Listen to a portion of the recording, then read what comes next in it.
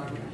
Those programs are geared specifically for the 18 to 24-year-old population, with the goal to get those young people on a path to a career in either manufacturing or TDL, transportation, distribution, and logistics. So we have been operating those programs for about 7 years. I'm housed at the Robbins location inside of the Robbins Community Center, and we are addressing myriad of barriers to employment with young people in the Southland. And as my grandmother would say, it's a tough road to hoe, but we are on the front lines every day, working to get young people on a career path. So you say you have these programs that train young people. Do they get paid while they're being trained?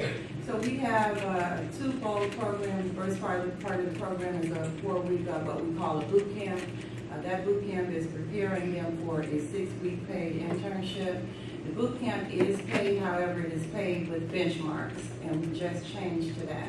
So every time they meet a benchmark, they get a specific dollar amount.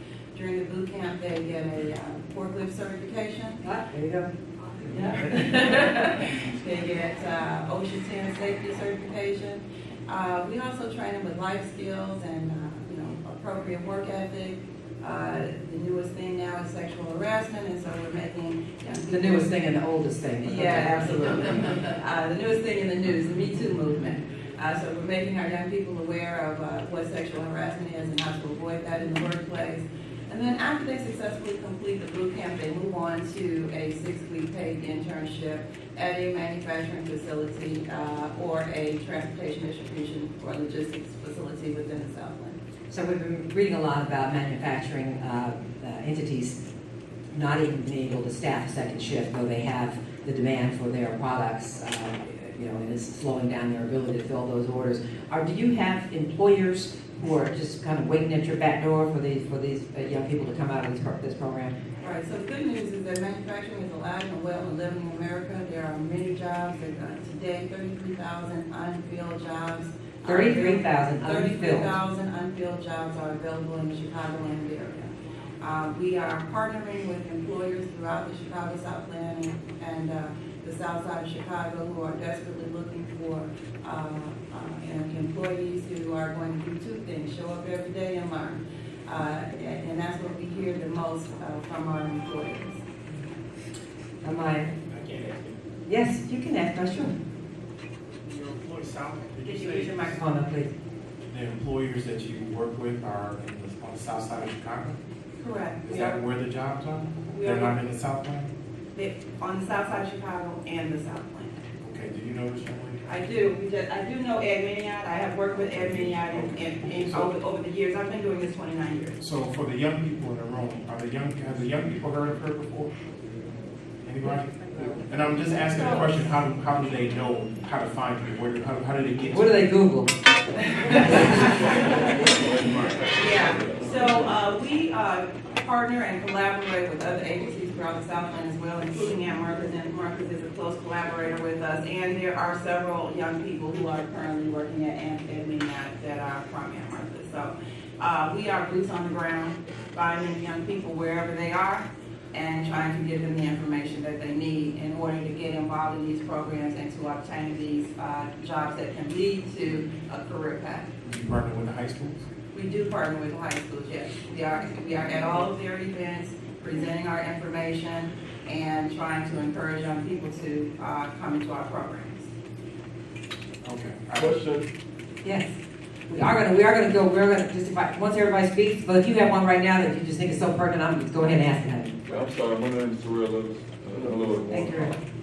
I go to Government State University, and my first job was actually in the warehouse. I used to work for New Farm America in Chicago Heights. Okay. I've honestly worked a lot of warehouse jobs. I work for Home Depot and Joliet, so I have a lot of experience. You drive that forklift? You know, I do, but it took so long for me to get the certification. That's kind of what I want to speak on, because a lot of the times they want you to already have the experience before you come into the job. And it's like, well, if I go and work at a warehouse, like for example, I was working at New Farm for about 8 months, and they still did not train me on the forklift, but it's like, I was like one of the best employees. I work hard, you know, I know I work hard every day, so it's Are you like... married? Because I got a daughter. But So I went to the new farm and whatnot, and like I said, I was working there for 8 months, and it's like every time I would ask like one of my supervisors, like, you know, when can I get on the forklift for training? He's like, oh yeah, we'll do it in 2 weeks. Okay, 2 weeks comes across, oh, we're busy, couldn't get to you, you're in line, and so I wait another 2 weeks, and then it just they kept pushing it back, and then, you know, as I said, I went to Home Depot after that, you know, and even there, it's so hard just to get a forklift license when you're working. I don't get it. They just make it. I feel like they make it more difficult than it has to be. I don't know. Then it's more. I don't know. It's just Interesting. So I have a friend who also, he worked at Home Depot, and his goal was to be able to get to drive that forklift, and he never was. He said he saw people come in that got the training that they needed to get certified. So maybe we need, like we have driving school, we need a forklift driving school. I would, since you spoke up and we talked about a minute ago about the jobs not being easy and, you know, working in the meat packing plant. You're hiring, they are hiring. But what do your peers think about the fact that you are willing and seeking opportunities in something they don't consider sexy? Right, it's in a warehouse. You're not making videos. You're not doing something that's more glamorous that gets you on YouTube. What do your peers think of your willingness to do that work? Well, personally, my peers, I surround myself around people who have the same ambition as me. Oh, somebody talking to you. Yeah, so fortunately, I have peers who don't mind the hard work. Like, for example, as you can see, there's a sign up there that says Mario Geiger. He's actually one of my best, closest friends, and he just got a CDL. He also started working in the warehouse environment in the beginning. So right now he's driving trucks, and right now I'm currently enrolled, runners enrolled to get my CDL as well. Okay, so since Mario's not here, that's friend of yours? Yeah. Why don't we just put you up here at this table?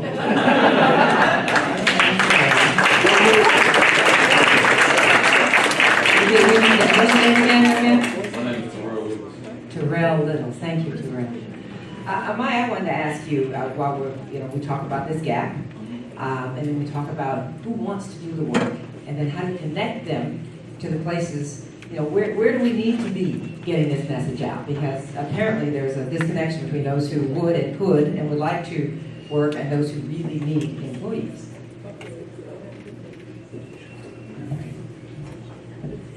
I feel like everyone wants to work, or a large amount of people wants to work.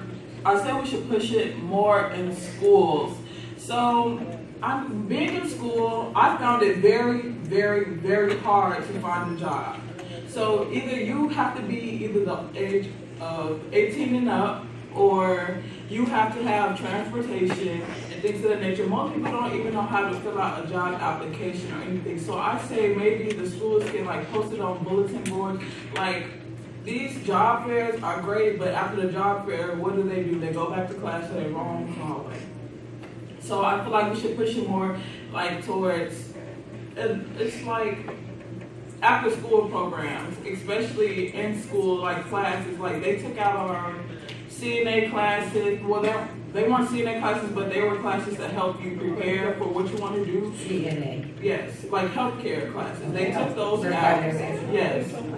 And it concerned me because we have a lot of necessary classes, but I feel like we need more classes that involve like business and more science and healthcare classes. Kind of more of a vocational approach. Yes. What you can actually do if you don't decide to. Yes, ma'am. Actually, I'm a high school counselor. Okay. And I would have to agree with this young lady that the focus in high school is about The test. college readiness. Yes. About Oh the my test. goodness. It's Yes. about the test, and it's about post-high school in the sense of where are you going to go to school. And we say, it's okay if you want to go to a 2-year school, but we still have this hope that you're going to go to a 4-year college. And there are lots of studies and research that says you will get paid better if you have that 4-year degree. And that's great, but we still need people to be electricians and plumbers, and that doesn't require a 4-year degree. So we do need to have that vocational path to say there are options for students who don't like to be a student. then that's okay. And I don't think that we stress that enough. Not to mention the growing discontent with the business side of higher education, the number one reason for people's financial situation with student loans. So, In Springfield, I chair the appropriations committee for elementary and secondary education, so it disperses all the money to high school, elementary schools throughout the entire state.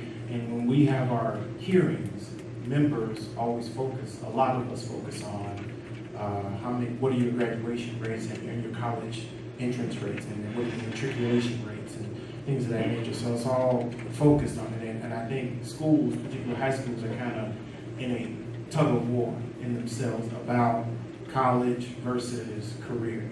Now you'll hear a lot now about career pathways, and a lot of people are talking about it now, but that's up here. When it translates to the local side, colleges are based on the community, high schools based on the community area, their people, their residents are still focused on going to going to college. Some people get it, but it's all about going to college. And so when we talk about engagement, school boards are things that you can run for at age 18, if you're a registered voter, or if you live in a community, you can go to a school board meeting and start to demand of your school board that they do more for career and career readiness and those kinds of things. So again, engagement is at all different levels, and you just gotta figure out how to plug in to get across to whatever you're trying to get across. Now, that was the problem for me, because I was pretty much involved throughout my whole high school year. Like, I spoke at like meetings and things of that nature, and they did not want to listen to me. Like, they just felt like,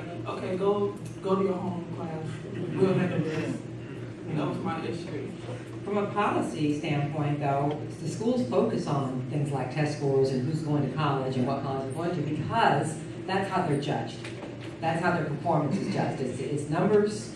It's if I hear one more ad about 100% of our students are going to a 4-year college. We got $4 million of scholarship offers. We got but no one's talking about we got X number of students that are ready to work right now and are going into a profession. And just because you want to be a plumber or electrician doesn't mean that you're not going to end up maybe owning a plumbing company. They're putting some entrepreneurship behind that. Is there a way that policy, that the way the state judges a school, that it can impact this other direction that we're hearing they need to focus on? Yeah, I think they can, and I think we're working through some alternative competency-based learning and things like that. But I think one thing to keep in mind is that even if you're not going to do the 4-year college path, most professions require some sort of post-secondary training, certification, what have you, whether it's going to become a cosmetologist or beauty, or becoming an electrician, or you need to have those skills, the reading, and especially for some of the trades, the math skills. So if you didn't master that in high school, it's going to be hard to be successful, even at some of those programs that don't require the 4-year. But luckily, we've got some great community colleges and some great vocational training programs that can help you when you maybe kind of weren't crazy about math when you were a sophomore and junior, but now you realize you're 19 and you'd really like to become a plumber or repair elevators or what have you. That's where some of our training programs in community colleges can be really helpful.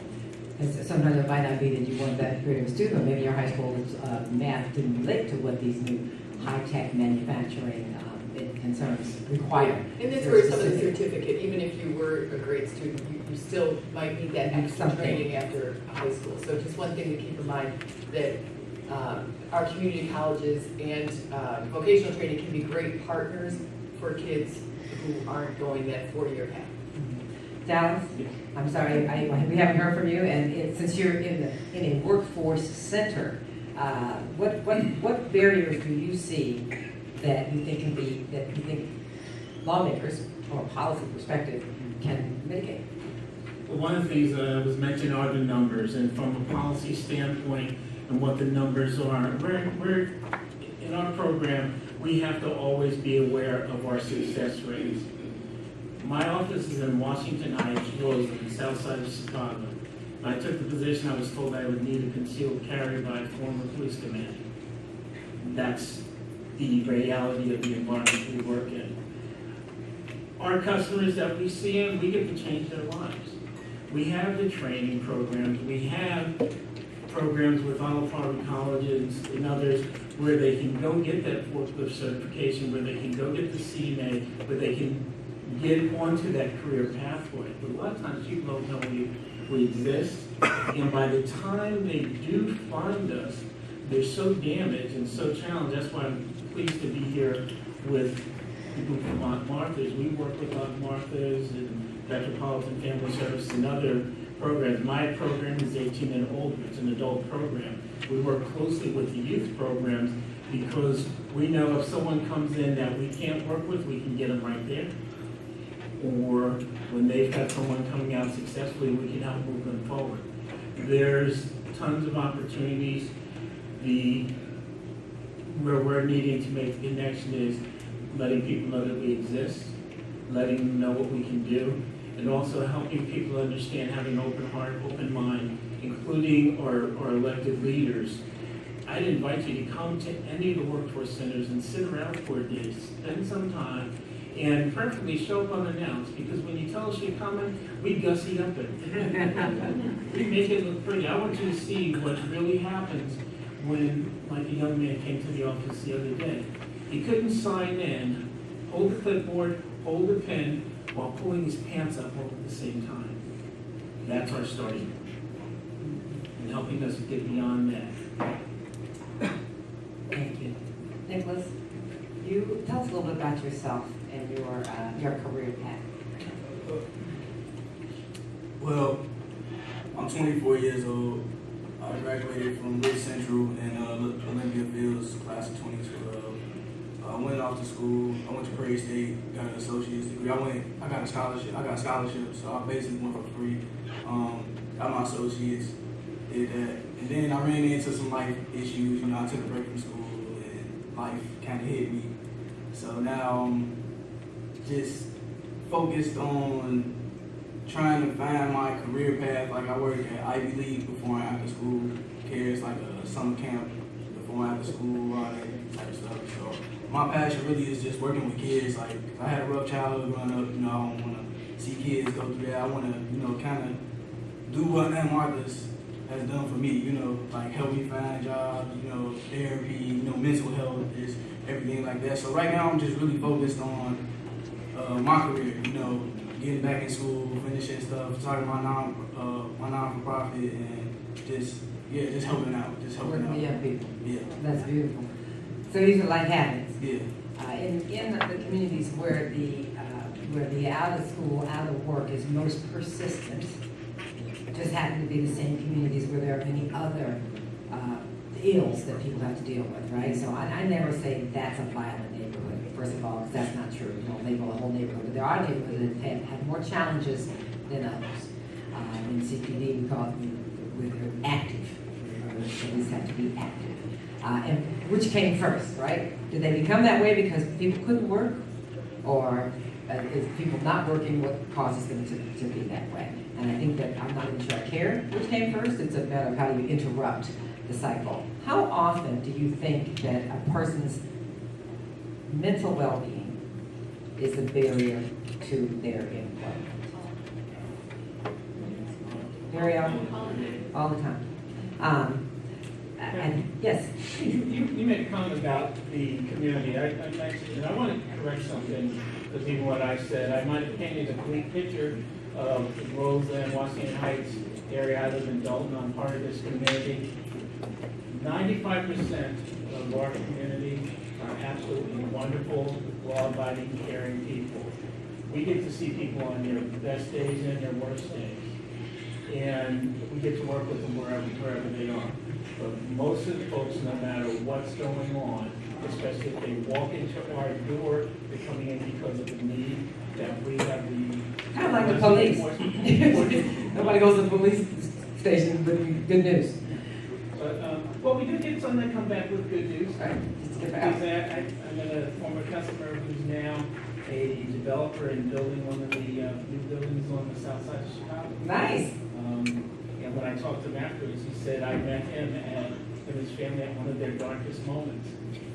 So what a blessing it is for me to be able to relay that here it is 8 years later in totally different standard of life. And we'll be talking next week about how we can get more of our local community engaged with the contractors that they'll be utilizing on those projects. I knew you were going to close that full circle, so recruiting him as someone that help others. I think that trauma is something that people are coming to understand more and more. It is traumatizing to not be able to pay your bills and feed your kids. James Brown said it, that great American poet, you don't work, you don't eat.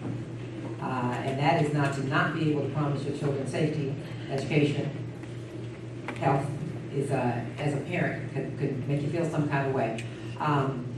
But addressing that while addressing a workforce issue, it sounds very complex. Yes, Mr. Lyon. So we at Bloom Township, we have a plethora of entities that we use to help in that area. We kind of deal with, we don't really do the employment thing, we do the support before the employment. We have youth services that we deal with, anger management, adolescent care, those youth that are looking to get into the workforce but have to deal with issues. We have special doctors and therapists that come out and deal with those anger issues or whatever kind of mental issues that they have. We also provide assistance with housing and utilities and transportation. One of the problems we have here in the Southland is that a lot of jobs are north or west. So we try to help those youth who are really looking for work. We try to prepare them to get to places. And we go out in the community to work with other businesses and people who are looking to hire or looking to train to try to assist those youth with getting in those positions so they can become employed. And above the township level, do you feel there is support?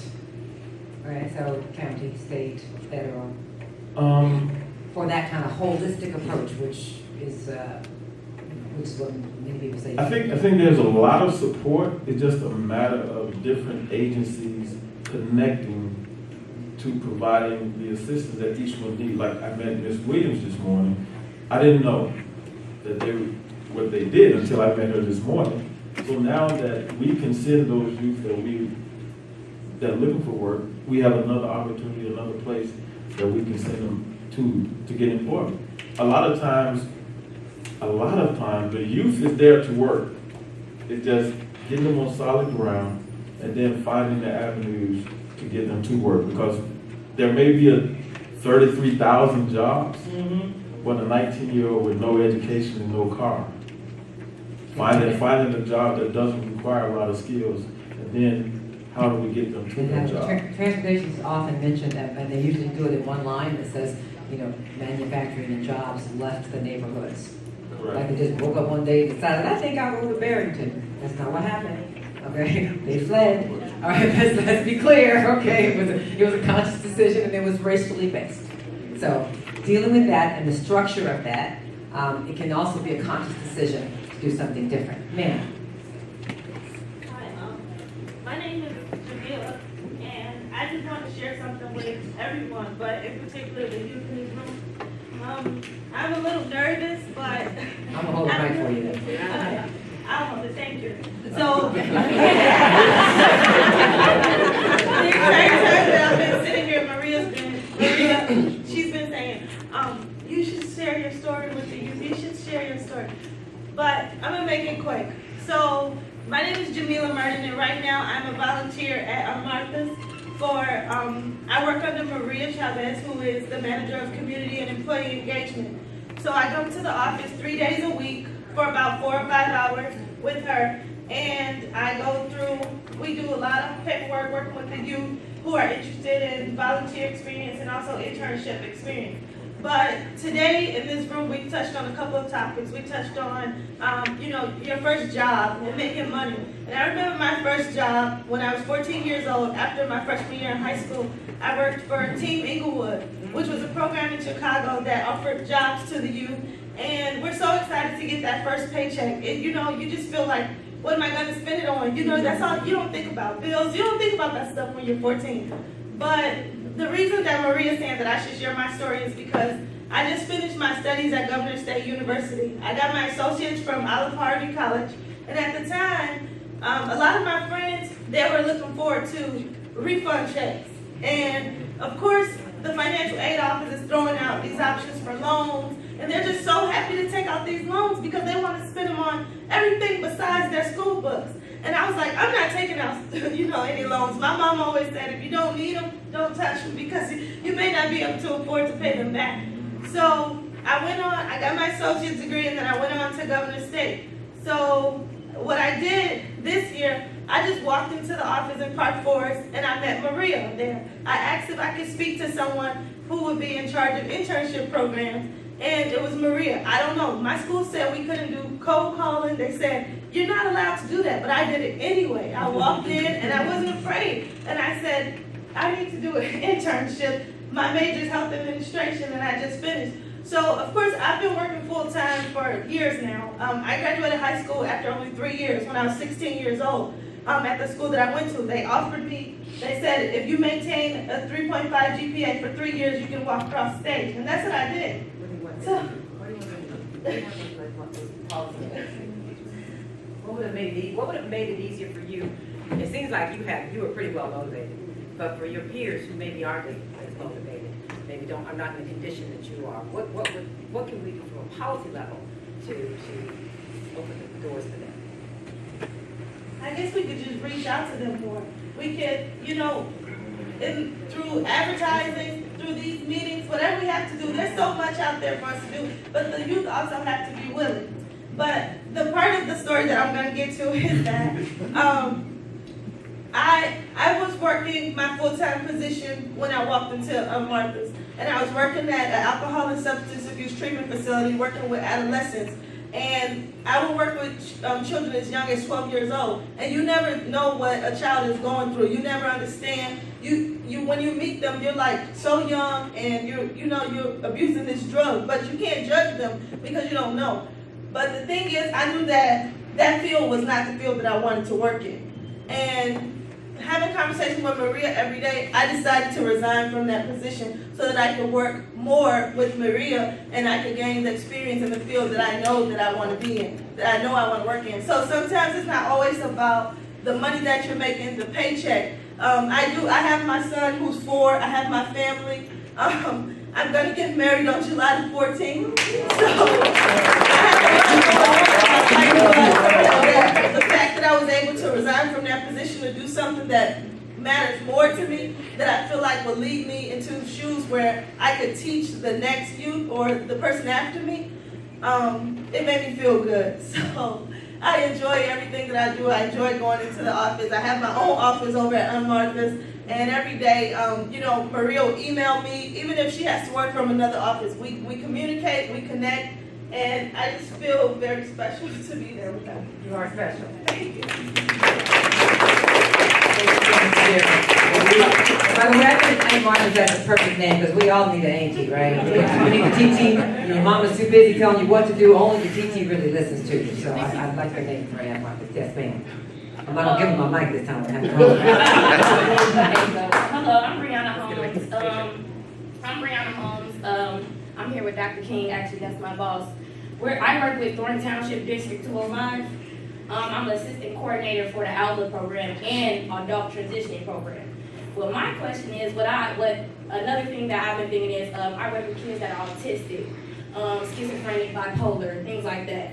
So that being said is, those kids, people think very below of them because they are autistic and things like that. But those people are very, very, very, very, very smart and intelligent. The only thing they lack is social skills. But that's what, on an everyday basis, we go outside, people think, okay, well, we have the social skills because we do things on an everyday basis. They can also do the same things that we can do too. But in the youth that we're in, I'm 22. But my goal is to, since I'm in between, I can still understand them, but I also know a lot more than them. So that being said is, my whole purpose is of trying to find them a post. They are in school. I get them into college, community college at South Suburban College. So I'm having them take classes for them to work on a degree of what they want to do. But a lot of people don't help them. They don't help those people, autistic people and things like that. They don't help them. That's not the first thing they think of a person coming to them and ask them. They don't think about that. So I think that's another thing as a community, we also need to think about those people are like that, because that's what I'm pushing for too also. Not just us, but it's people that are our age, but autistic and things like that. And that's, Different and learn different. Exactly. Okay. So, and they, as far as the jobs and stuff, we have people that probably work at, I see them people work at Jewels or things like that, pushing around carts. When they have more than pushing carts, they know more than pushing carts. So, when I see things like that, I'm just like, We're not capitalizing on a whole lot of potential that we don't recognize because they are different. Exactly. Okay. Exactly. Thank you, Brianna. Thank you. Yes. One of the things that I probably want to say to the young lady's statement about advertising, like for instance, I represent part of the village of Robbins, man, and we've never met before. There's a marketing meeting. And what I'm suggesting is that our offices, and Kelly would say the same, is that people call our offices looking for resources all the time. So if you got it, and I don't know you got it, then I can't pass it on. And I'm not the only, I'm just saying, we have to figure out how to do this. And I met this gentleman, we met before, but when you said about coming to the office, invite me.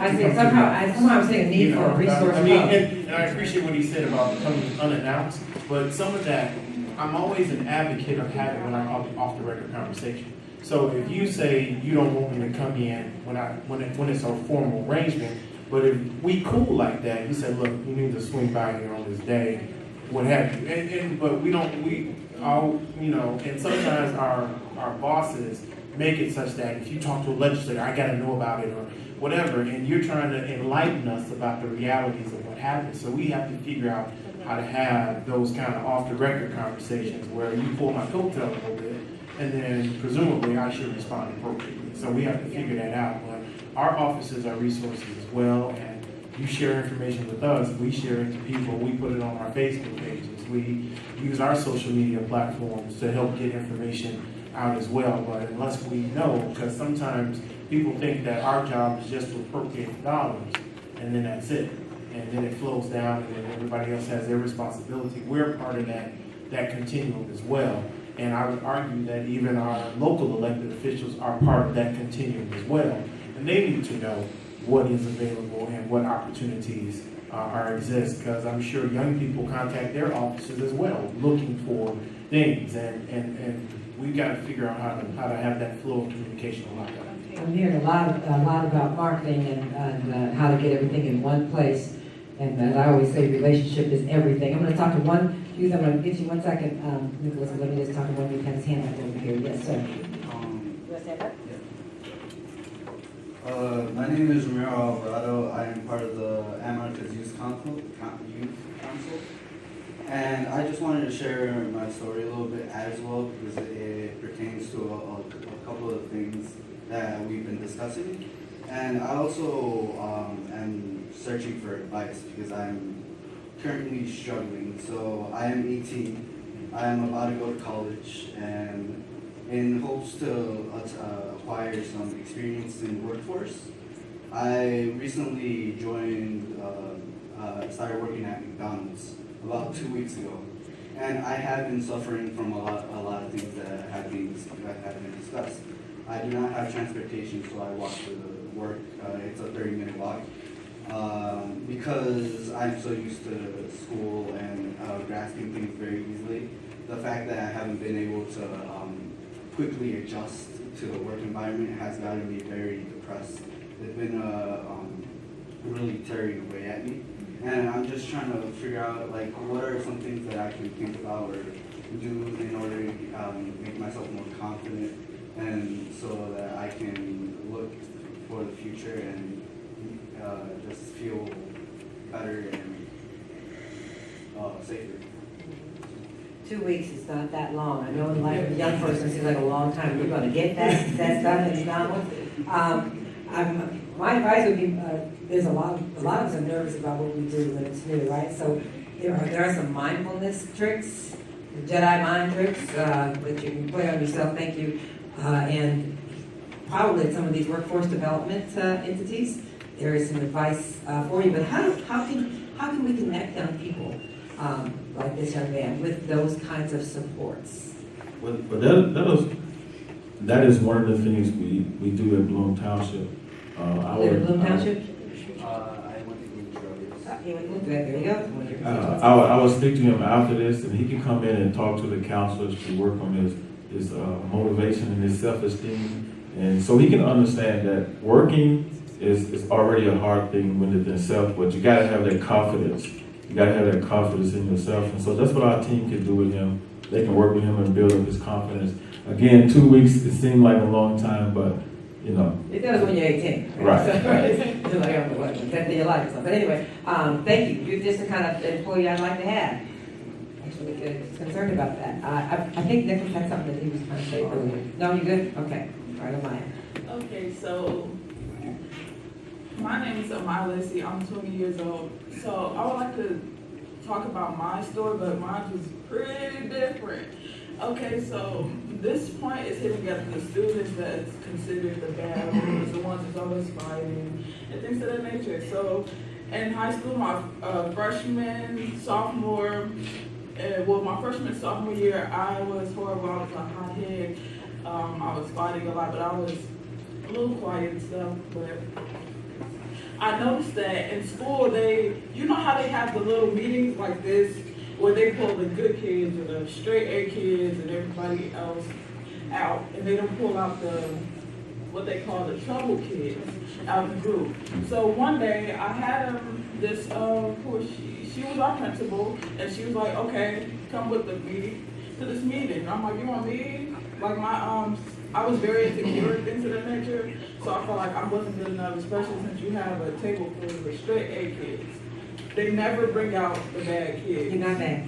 Yeah, so they never brought them out. So I